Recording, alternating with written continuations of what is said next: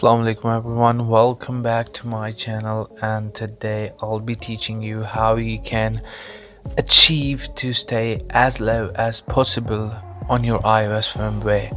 So a lot of you guys want to jailbreak your device, but Apple forces you to update their firmware as they release or after some time. So in this video I will be teaching you how you can manipulate Apple and how you can stay as low as possible on the iOS firmware. So without further ado, let's get started. As you can see, I have iOS 12.3 here, and for the update iOS 12.3.1 is already out. My automatic updates are disabled, but eventually Apple will force me to update to their newest iOS version.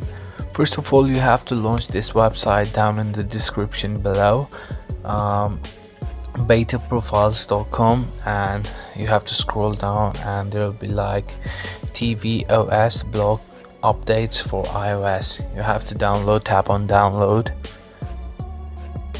and my internet is not too fast, so give it a try, and then you have to just continue and it will prompt you that profile downloaded. Now what you're gonna do, you have to go to settings,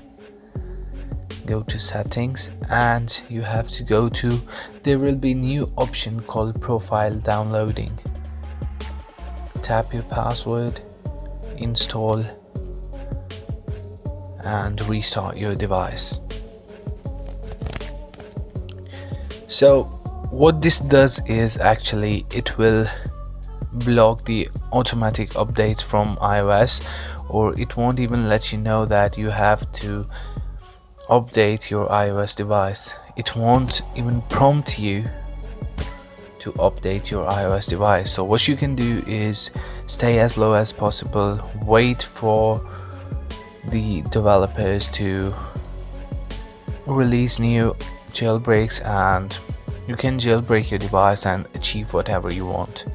So as you can see, go to settings, about, I'll show you I'm on the same firmware, iOS 12.3, and here in software updates, checking,